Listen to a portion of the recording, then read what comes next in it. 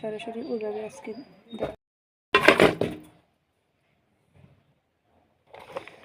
খুব অল্প উপকরণ দিয়ে পাঙ্গাস মাছের মাথা এভাবে ঝাল ঝাল করে চটচড়ি করে নিব। পাঙ্গাস মাছের মাথাটা এত শক্ত হয় আর এটা পাতুরি করলে অনেক তেল বের হয়, এই জন্য আমি মাছের সাথে লেগে থাকা তেলগুলো ফেলে দিয়েছি। অল্প মশলা দিয়ে আমি আজকে মাছগুলো কষিয়ে রান্না করব। আমি আবার একটু রসুন বেশি খাই, রসুন ছাড়া যেন তরকারি আমার চলেই না।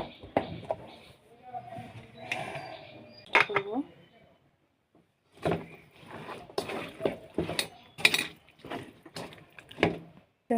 মাছের মাথাটা বসাই দিলাম। আমি এখন জাল দিয়ে আগে কষিয়ে নিব, ডেকে দিয়ে কষিয়ে রান্না করবো। আর